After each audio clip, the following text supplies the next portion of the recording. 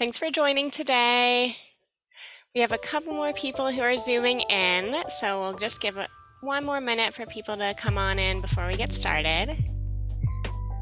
I have a couple of questions I wanted to share with the group, optional, no obligation, but if you'd like to let me know what campus you're interested in attending or currently attending at U of M, and what's your school or college. And also, if you feel comfortable sharing, what are you most interested in learning from today's presentation? That would be helpful for me to hear. Totally no obligation to share. If I was going to answer this for myself, I would say that I'm here from U of M's Ann Arbor campus representing School of Social Work, and that I'm interested in learning more about all the questions that you have so that I can answer them and help you feel comfortable applying for a scholarship. So go ahead and drop your responses in the chat if you feel comfortable doing so. And we'll just give it just a couple more minutes as folks are zooming in.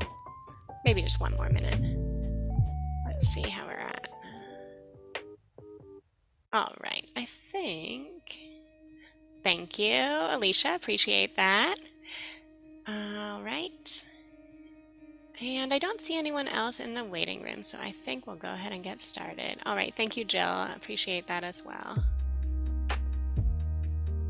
Nice.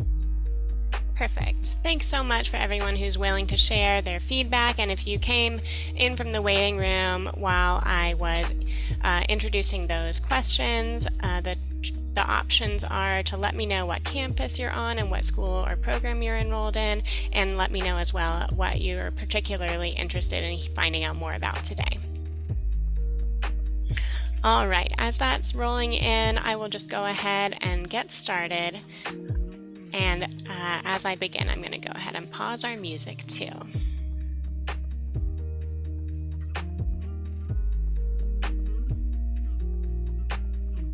All right, excellent. So welcome to today's presentation. I am Erin Lane. I am the Scholarship Program Manager at CEW. I am joined today by my colleague Sarah Prince, who is the Continuous Improvement Specialist here at CEW and who works closely with me in our scholarship program. Sarah, do you want to say anything else? Hello. I'll be doing most of the talking today, and Sarah will be helping to respond to your questions via chat, and then she may also hop in and answer some questions as well. We are recording today's workshop so that we can share it with folks who are not able to attend live, but I will stop the recording at the end when we move into our Q&A section. So just to give you that information up front, you're welcome to ask questions along the way. I will pause at times and invite questions, but if you feel more comfortable asking a question when the workshop is not being recorded, then go ahead and hold on, and I will let you know when I stop the recording at the end, and we'll have additional Q&A time. All right, so I always like to begin by sharing the mission of CEW, which is to empower women and underserved individuals in U of M and our surrounding communities, serving as an advocate, providing resources, and helping you reach your academic, financial, and professional potential. And the scholarship program is so closely tied to this mission because it's one of the direct ways that we can help reduce the financial barriers that you might be encountering in pursuing your professional and educational goals. The scholarship program was established in 1970, marking the 100th anniversary of the admission of women at U of M. About 15 years ago, the program expanded to be more inclusive and offer scholarships for students on all of U of M's 3 campuses, Ann Arbor, Flint, and Dearborn, as well as providing support to students of all genders. You're probably wondering, is this worth my while? So just a few facts and figures here. Last cycle, our average award was just over $7,000. We offered scholarships to more than 65 of our applicants, and We typically get between 100 and 150 applications each year, so more than 50% of the applicants to our scholarship program are funded. And in total, we have awarded over 2,000 scholarships since the program began.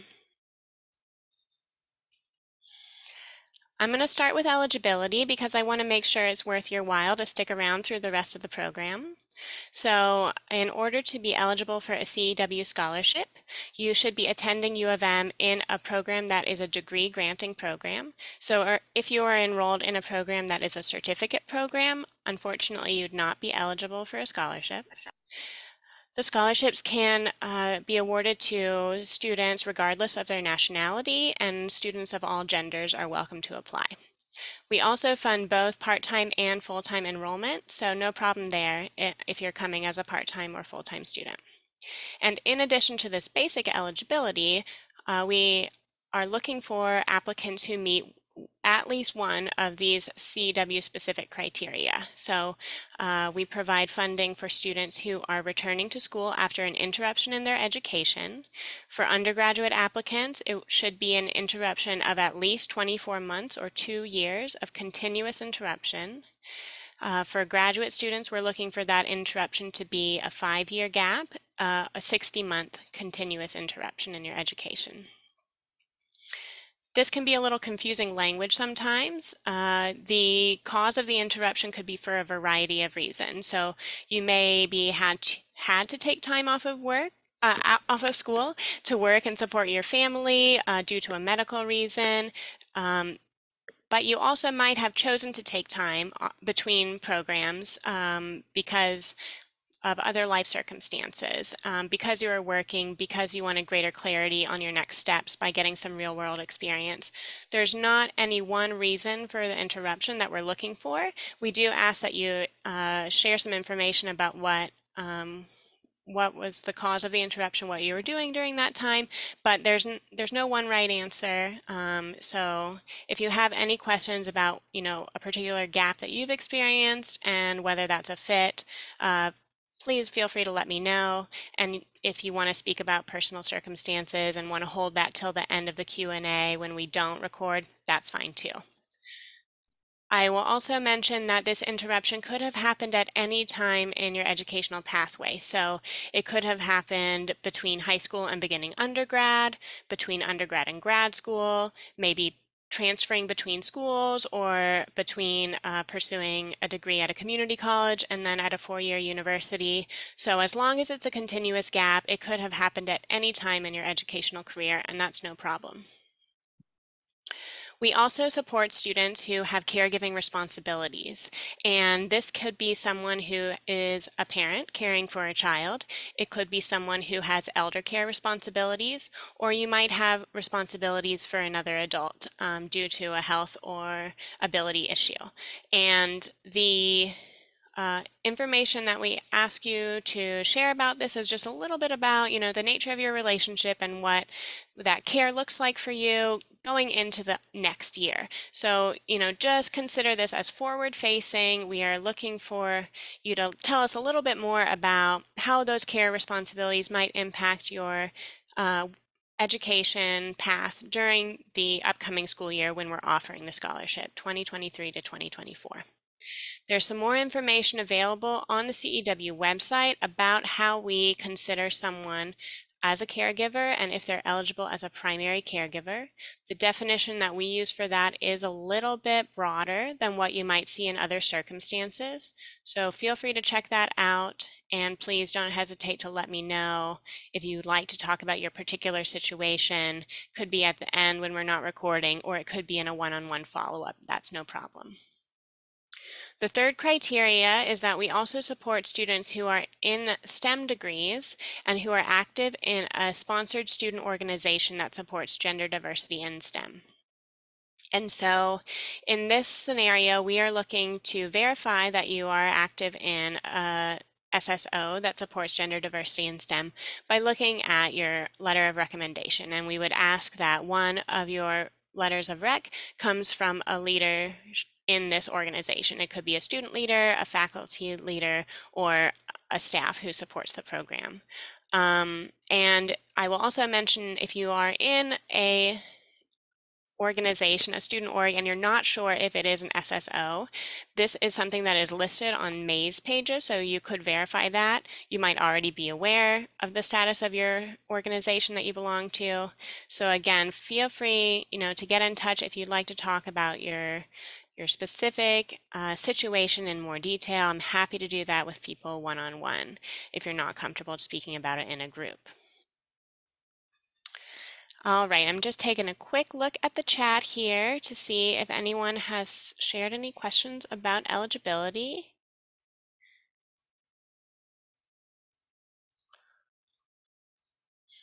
All right, looks like I'm not seeing any questions come in now, but feel free to submit them if you have them, or you might get an answer from Sarah, or I might pause and respond to them during the next few slides. All right, so I hope that you've stuck around because you have enough information to be reasonably sure that you meet our eligibility requirements. So now let's take a look at what's actually asked of you in the application. The application includes a questionnaire, some demographic information, 2 essays or personal statements, 2 letters of recommendation, an upload of your resume or CV, an upload of your current transcript or most recent transcript if you're not currently enrolled. And then if you are applying on the basis that you have experienced an interruption in your education, then we'll also ask you to share transcripts surrounding that gap so that we can verify the time that you are out of school and if it meets our eligibility requirements. This is what the application will actually look like for you if you log into the platform that we use to host our application materials, which is called SurveyMonkey Apply. If you log in, you'll see that you have a tracking bar to show you how you're progressing through the application. You have the different tasks, and you'll see that there is an unfilled circle next to each task. As you're working your way through it, when you're partway through, you'll see it halfway filled, and when you've completed that task, you'll see a green check mark. The header that is scholarship application form encompasses the questionnaire, and that is also the section of the application where you will upload your 2 essay responses, your personal statements. The demographic information is a separate component than the rest of the form because we don't share the demographic information with our selection committee members. In this section, you also will have some opportunity to share with us if you'd like to be considered for a minimum scholarship amount of $1,000, or if you'd like to be considered for a larger amount. And if you would like to be considered for a larger amount, we ask you to complete a FAFSA if you're eligible to do so. If you are not eligible to complete a FAFSA, perhaps you are an international student, perhaps you are undocumented, then we do have an alternate process that you can use to be considered for a larger award. So don't worry that you're excluded from this option. That is something that we would take care of at a later point in the process. When we get to the spring, we will collect more information about financial need from our applicants. And so if you are someone who's not eligible to complete the FAFSA, please don't let this be a large source of stress. You can still be considered for a larger award, and there's not an action that you need to take before the May deadline in order to be considered. And then after the upload sections for the resume and the current transcript, you have this final section where you can list your references. We'll just ask you to share their name and email, and then the system will send them a request to submit a reference in support of your application. Please note that as soon as you put someone's name and email into the system, it will notify them. So, of course, I would recommend that you reach out outside of SurveyMonkey Apply, whether that be in-person conversation, email, phone call, to make sure that your references know that you're listing them and they can anticipate that this notification will be coming. Now I'm going to go through some tips for the application in the order in which I would recommend you spending your time. So the section that I would recommend spending the most time on are the personal statements. So for strong personal statements for the CEW application, we're looking for you to completely address the question being asked, write a short statement that is specific to this application, not general. This is an opportunity for you to tell your story in your own words, and so it's very powerful in that way. Try to stay focused on the prompt that's being asked. We have 2 prompts, and we'll take a closer look at each one of them. And also just make sure that you're not standing out for a negative reason for having, grammatical errors or issues with proofing. So take a look there. One of the reasons that I recommend spending a chunk of time on this section of the application is that the scholarships for the Ann Arbor campus are reviewed in 2 stages, and stage 1 focuses solely on the personal statements. These 2 essays are reviewed first by our stage 1 committee, and we do have instances where someone is scored so highly by the stage 1 based on the strength of their personal statements that they're pretty well, greenlit through the rest of the process and recommended for a scholarship. So if you invest your time in this, it will be well spent, not only because of that stage 1 process, but because this is a really impactful section of the application for our committee members. I will mention just as a little caveat that when I talk about personal statements going to stage 1 for review, that doesn't include a section which is called the basis of eligibility. This isn't considered a personal statement, it is a short answer section. You'll see this close to the beginning of the application after you indicate on what basis you're applying. As I mentioned before, that could be any one of those 3 specific to CEW criteria: being a caregiver, experiencing a gap in your education, or being enrolled in a STEM degree and active in a student-sponsored organization that supports gender diversity in STEM. In this short answer section, you can just tell us a little bit more about the criteria under which you're applying. If you meet more than one, please comment on all that apply to you. Don't worry if you only meet one, that's perfectly fine. We use this information to verify that you're eligible for the scholarship, and we don't share the response to stage 1, but it is included in the stage 2 part of the review process. All right, so now let's take a closer look at the 2 personal statement prompts. The first one is on the topic of persistence. How have your life circumstances, experiences, or challenges shaped your educational and career paths? Describe how you've exemplified persistence in pursuing your goals.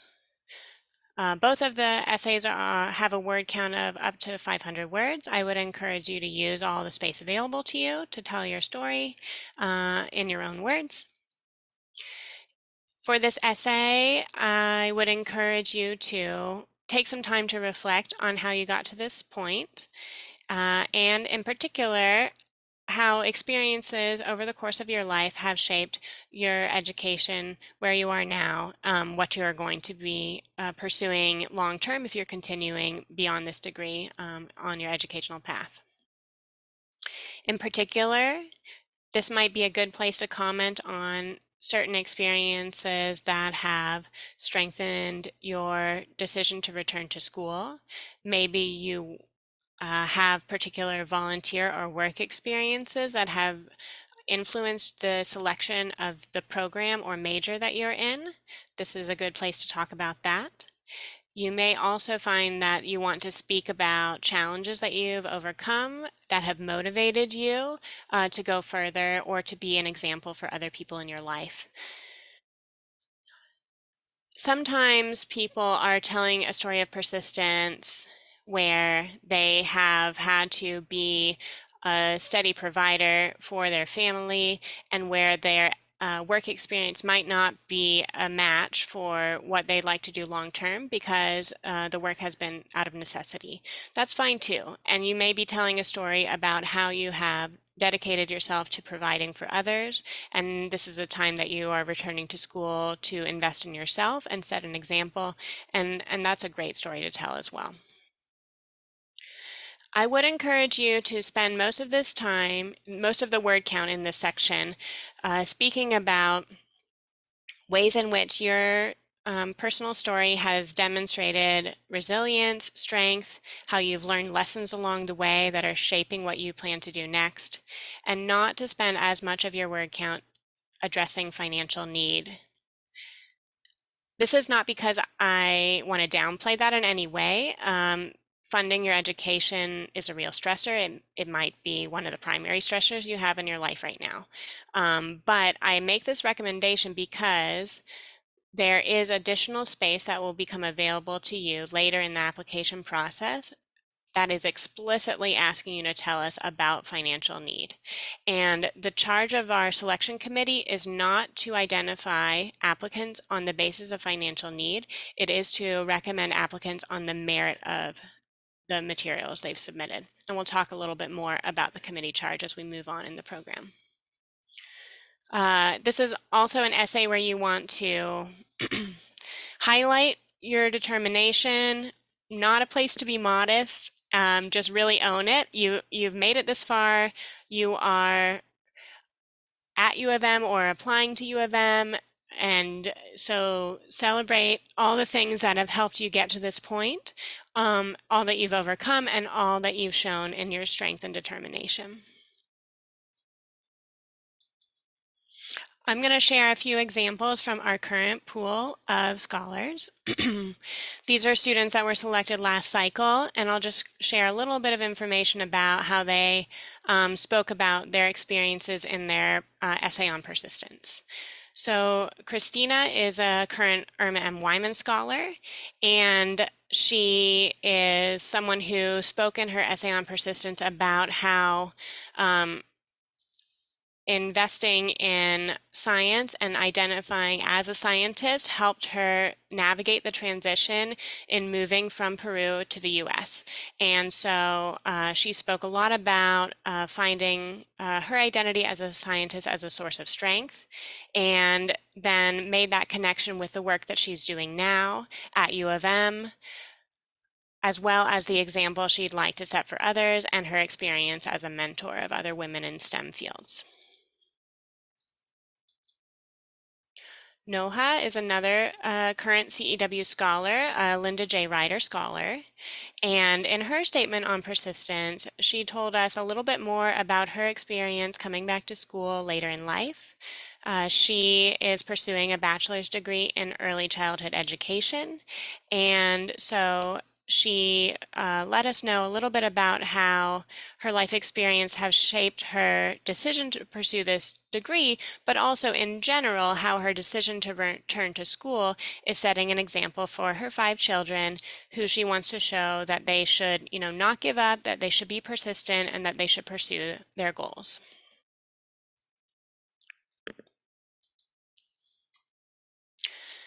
All right, the next personal statement is on the topic of impact. So the prompt here is, what is your vision for success and plan for achieving your goals? And how will you make an impact with the degree that you're pursuing at the personal, community, or global levels? My recommendations for this topic are to clearly say in your own words, what is your goal or what is your vision of success? How are you accomplishing it? And in particular, how is the degree that you're currently pursuing at U of M going to help you reach that goal? Then tell us who's going to be impacted. There are 3 levels of impact that are given as examples. Personal impact might look like kind of what I was just telling you about Noha. She wants to make an impact that is for her family and to set an example for her loved ones to follow in her footsteps. At the community level, you might be giving back. We'll see that in another example coming up, to the particular community that you belong to. Or you might have a global impact to your work. Perhaps it's significant to the field. A certain research that you're conducting now might be significant to your field of study. You may be engaged in research or global learning opportunities. International students as well may speak about their plans, when they return to their home country, and speak about global impacts in that context. So there's not one right or wrong level of impact. These are just 3 different examples of how you could consider it. And I don't want to suggest that you have to talk to all 3. You should just pick the one that feels most true and relevant to your goal and your plans. I also just want to point out that it's very unlikely that our committee members are going to come from the same discipline as you. So just kind of keep an eye on whether you are using terminology that is specific to your field. Consider that you're writing for a general audience, and just keep an eye out for any particular language choices that you might be making that are really sort of insider knowledge for your field. Again, I'm going to show a couple of examples of our current scholars and how they have told us a little bit more about their vision of success through the application process. So Depita is our current Jean Campbell Scholar. Depita is pursuing a master's degree in education with a focus on higher ed, and she is motivated by her personal experiences. What does she want to do? She wants to improve access to higher education, in particular for people of color and Asian and Pacific Islander members of that community. How does she want to do it? Well, she is pursuing a degree right now that will have implications for her career options following graduation. And of course, the impact here is for people who might see themselves represented in the group that she intends to serve. She's giving back to her own community, but her impacts are likely to be much broader than that as well. All right, next one I want to mention Savannah Clore as another current CEW scholar, Jane and Bill Bloom scholar. And in her vision of success, she speaks about wanting to make a difference for people who do not have adequate access to oral health care. And so she was currently working as a dental hygienist prior to applying to the CEW scholarship prior to returning to school at U of M. So right now she is pursuing a bachelor's degree in dental hygiene. That's what she's doing. Why? Because she has already had experience with patients that don't have the ability to access the care that they need because it's not affordable for them. And how is she going to make an impact? Well, this degree that she's earning now is one step on her pathway towards her larger goal of becoming a dental therapist. So, we're just seeing that connection between lived experience, the degree that's being pursued, and then the longer term plans and goals for post-graduation educational plans or career plans. All right, again, moving down this in rank order. So the first section of the application I'd recommend you spend the most time on is your personal statements. And then the next section that is very important for our review committees is the recommendations. We ask that you submit 2 letters of recommendation, and there's a 3rd letter that's optional. That was maybe a little bit of a funny choice of words. You're not actually the one submitting it, but we ask you to identify your references. And when you're considering this section of the application, I would encourage you to think carefully about who can help you tell your story and give them a decent amount of notice. Our recommendation is that you notify your references about 4 to 6 weeks before the application deadline to give them time to prepare a strong letter of support for you.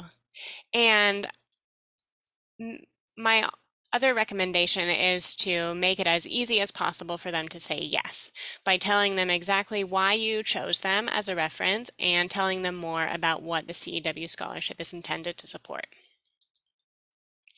So strong letters of recommendation, this is pretty much across the board, but also specific to our application. Our committee members will be looking to find out about the relationship between your reference and you. How do you know each other, and for how long have you known each other? What capacity have you worked together or studied together or pursued a mentor-mentee relationship? It's best if the letter of recommendation is specific to a CEW scholarship application, not just a generic letter of support. And to this end, I would recommend sharing not only the link to the CEW scholarship page that tells a little bit about the purpose, but also kind of in your own words, sharing in brief with your reference when you're making that initial ask to support your application. Something like CEW scholarship, support non-traditional students at U of M. I am applying because I'm coming back to school later in life, and I hope that you will help me tell the committee about how strong my academic performance has been in your class, or the relationship we have as advisor-advisee, for example. And you might consider this note about a holistic description might be in a combination of your two letters. So you might identify someone who is familiar with your work at U of M that could speak to your academic potential and promise, and you might select someone from volunteerism or work that could help tell another side of your story. If you have a close relationship with an advisor and they could speak to both your academic performance and the persistence that you've demonstrated in some of the life circumstances that might have impacted your educational pathway, that's a good fit as well. But certainly, I'm not asking you to speak about a personal matter with someone that you don't already feel comfortable sharing that with. And uh, it's also best case scenario that your reference will submit a nicely formatted letter of support, preferably a PDF. If they can do it on letterhead, all the better. And if they can include their title, that's great too. All right, I'm seeing some questions come in via the chat, so let me take a quick pause here to take a look at that.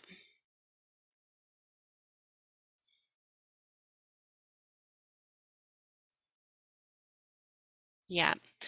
Okay, Natalie, thanks for your question. So if you do have two equally strong references that you're considering, and one is from U of M and another is from a different institution, I would recommend choosing the U of M reference because that will indicate to the committee that you are continuing to be strong in your academic performance, not just at your undergrad institution, but that this is carrying forward into your current work. And in the case of the title, this doesn't always play a huge role, but it can be a little bit more impactful for those students who are, in particular, PhD candidates or pre-candidate PhD students. The faculty members who support your application could carry a little more weight than other peers that support your application when you've reached this point in your career. It's good to have a title because that just clues in our committee members to the nature of your relationship, and not all of our committee members are currently at U of M. Some are alums, and so they may not just recognize a name easily. So that's another reason to put the title in there. If you don't have a close relationship with someone at U of M, it's okay to have two references that are from other aspects of your life. Maybe a supervisor, maybe someone that you've worked closely with. If someone that you have a working relationship with is also familiar with your motivation for returning to school, that could be a good fit. It is not a deal breaker. You wouldn't be disqualified from applying if you don't have an academic reference. It is just my recommendation to include one if possible. So definitely don't feel like that's going to count you out from consideration. Yeah, and happy to talk more about that one-on-one if you'd like. All right, so a couple more notes on this. The letters of recommendation need to be submitted before you can click the final OK button and send your application in. Please don't feel like you need to do technical troubleshooting. If you are working with a reference and they say they are having trouble submitting their letter of support, they're having trouble getting onto the online platform, anything like that, please send them to me. I'm happy to help. We can accept letters of support via email in addition to on the online platform. So, use that email address freely, give it to your references if they have any trouble, and please don't feel obligated to help them fix it yourself. And again, just to mention here, the recommendation is that one of the letters you select speak to your academic performance. If you cannot secure one, if you don't feel confident about securing someone who is currently at U of M or a faculty member, just know that this is not a hard and fast rule, but it is a recommendation. So if you have two references that are professional, we'll still accept your application. And again, this kind of third point comes back to making it as easy as possible for the person to say yes. So you might tell them why you're applying to the scholarship, why you picked them as a reference, what you're hoping that they will help you tell in your story about your educational plans and career goals. And you might also consider sending them, your most updated resume and some things that you're hoping they'll highlight if that feels helpful to you to do so. I'm going to pause here. I see there's another question coming in.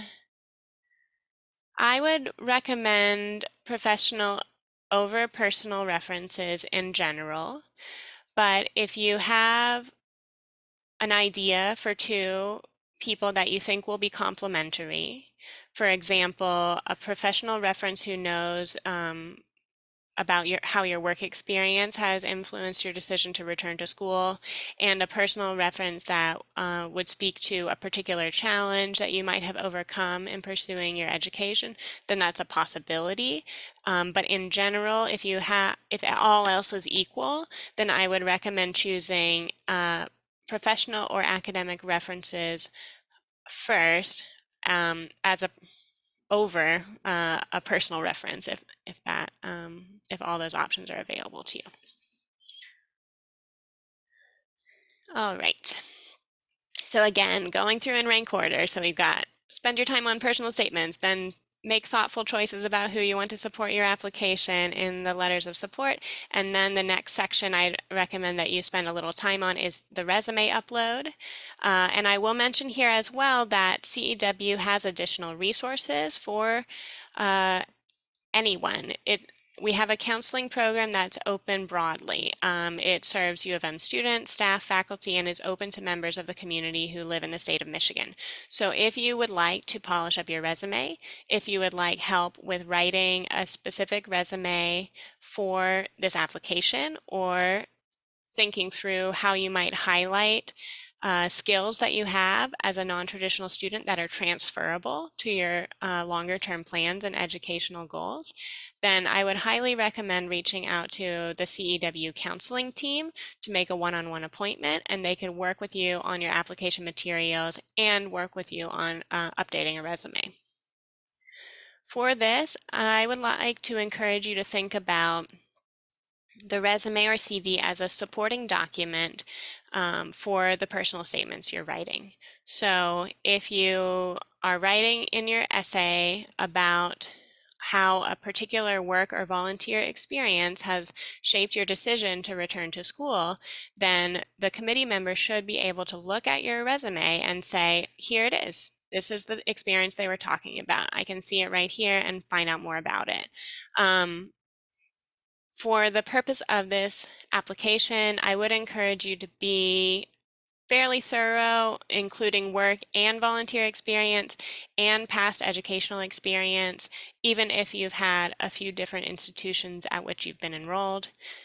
It's an upload section, so there's no word limit and there's no page limit. You can upload a resume that you feel best represents you.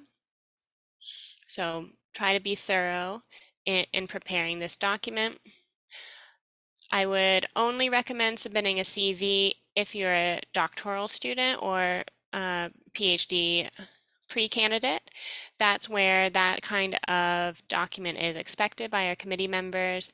If you are an undergraduate or master's level student, they'd typically be expecting a resume. But again, if you would like to talk about your personal situation and get any feedback on that, I'd be happy to talk to you about it. If you're a master's student who happens to have a lot of publications to your name and you feel like CV best represents you, don't let me discourage you. That's fine too. And again, thinking about how this resume can help support the story that you're telling overall, making sure that you highlight any experiences that are relevant to your longer term goals to show the background that you're coming from and the experience that you've already had that informs that goal and vision that you have for yourself. And again, if what you have on your resume are a series of jobs that you have taken because you are supporting others, that is also a strong piece of supporting evidence. It is showing that you have persisted in providing, that you have taken on the jobs that you need to do in order to meet the needs of yourself or your family.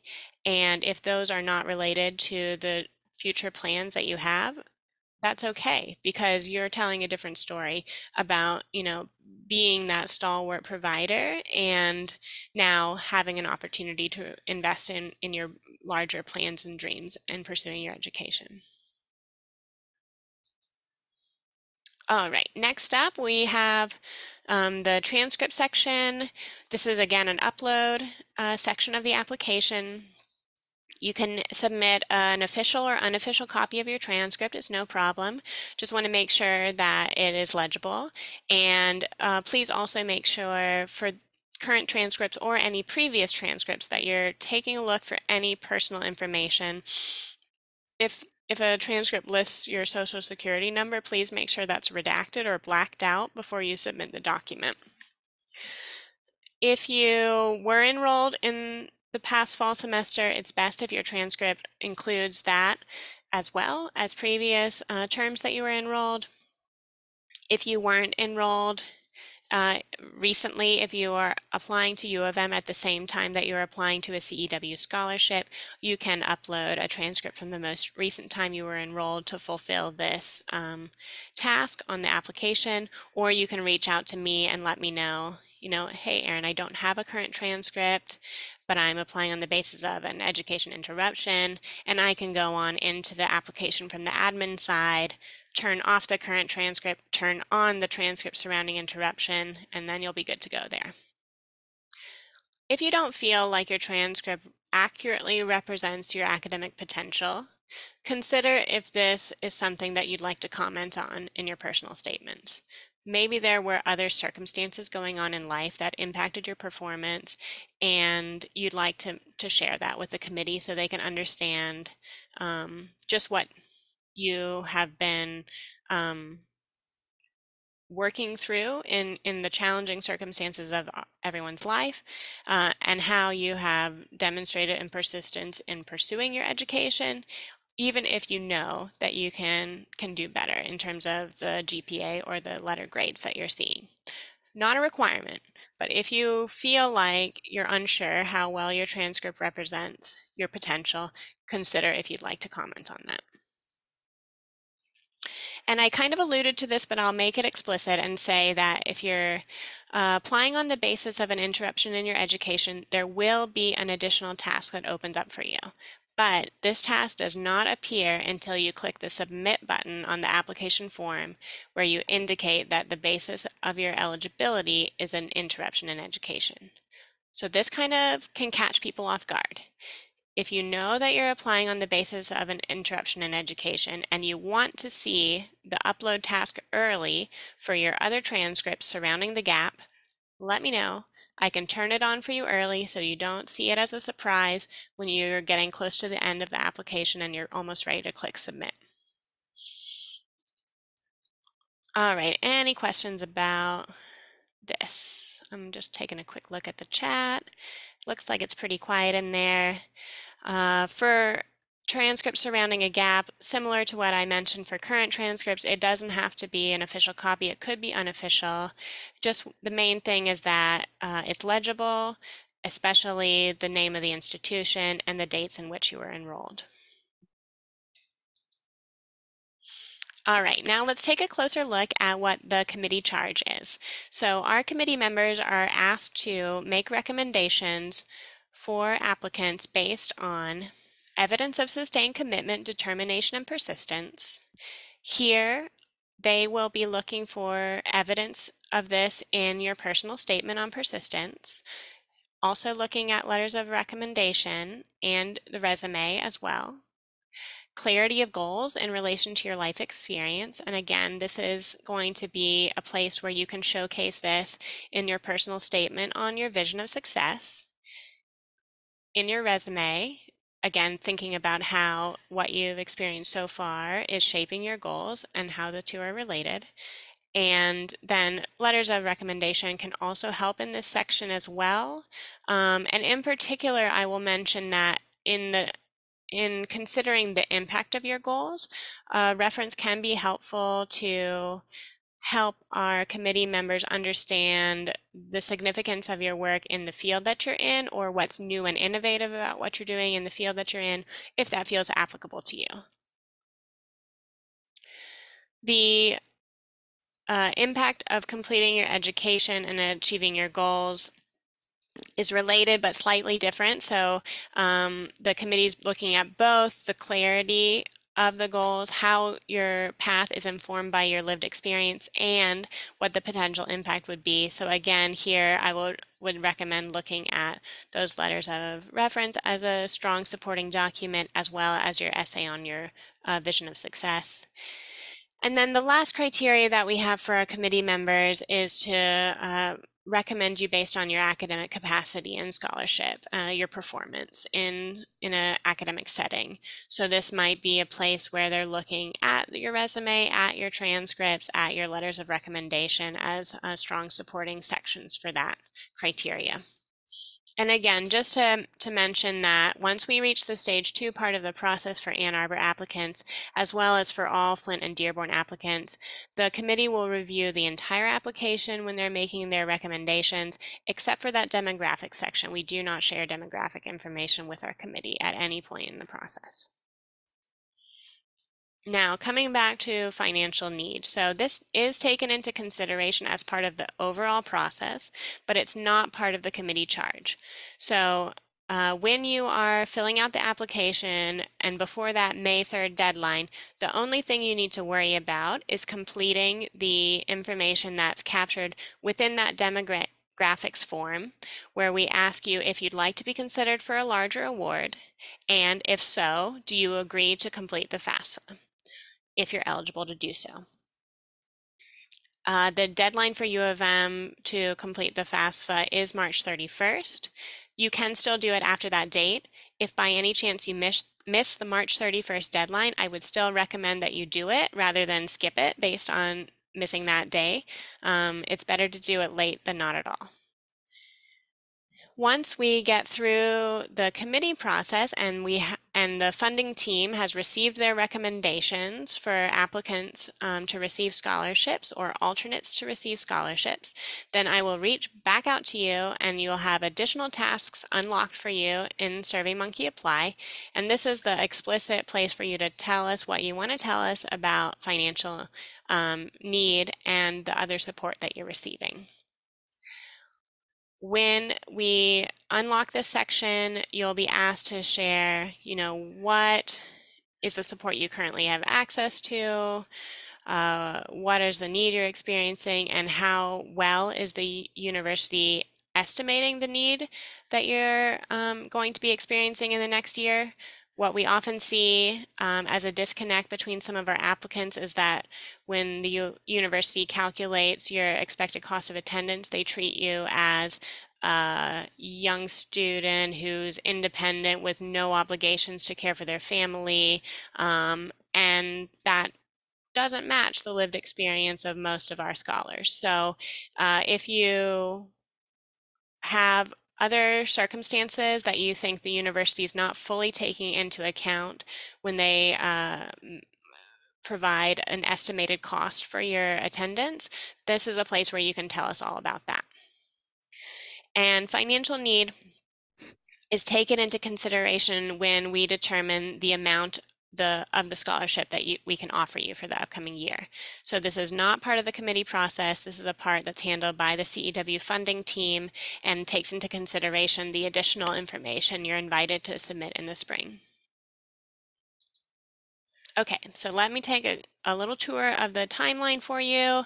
And just a little heads up, so the months that are in yellow kind of are more active months for applicants, and the months that are in blue are a little more active for our committees or our funding team. So the scholarship is open now, and it is for next year's funding. It will remain open now through the beginning of May. During the month of February and into March, this is the time where I would recommend that you think about contacting your references. Approximately 4 to 6 weeks lead time is kind of a best case scenario. A shorter request works for some folks, but see if you can get in early if possible. The other thing to keep an eye out for in March is that FAFSA deadline, and make sure that you go ahead and complete a FAFSA if you'd like to be considered for a larger award. The deadline to submit your scholarship application, including your letters of recommendation attached to the application, is May 3rd at midnight. As we move into May and June, this is the time where we'll be doing a lot of work on the back end, but you may not be hearing as much from me. So our committees are going to meet stage 1 and stage 2. And by the end of June, I will reach out and notify you of the status of your application. And then all of our scholars and alternates are invited to submit information about financial need. I'll pause here and make a comment to say that we tend to have a very robust pool of alternates.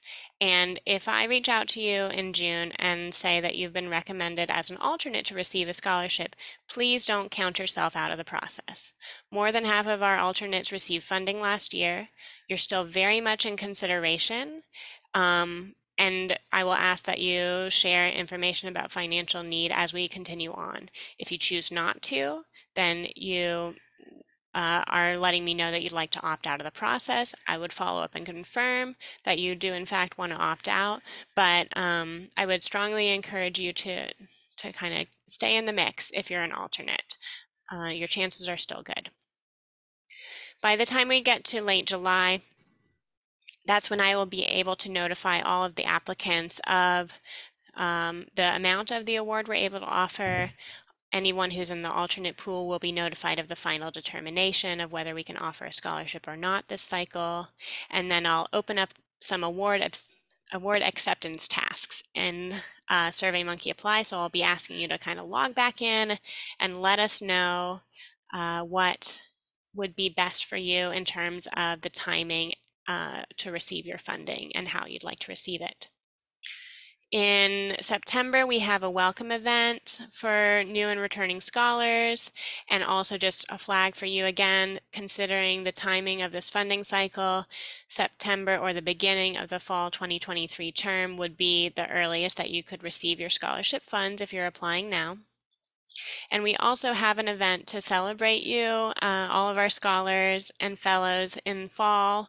So that'll be around the first week of November that we celebrate our new class of scholars at an award ceremony.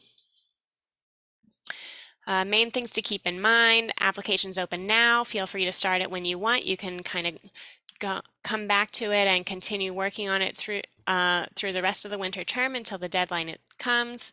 You don't have to complete the application tasks in the order they're listed. You can jump around and do them in the order that's best for you. And make sure you've got everything in place and you're ready to click that final submit button by midnight on May 3rd, including having your letters of recommendation in. And then you can feel free to be in touch with me between May and June, but it probably will be the last week of June that I'm reaching out to let you know the status. The scholarships will pay out in the 2023 to 24 school year. So the earliest that we can award this funding is next fall 2023. All right, so I'm come to the end. I'm going to go ahead and stop the recording so that you can feel more comfortable unmuting yourself if you have questions. And we're a little short on time, but I will stay late if anyone wants to and has the ability to stay late and continue the Q&A.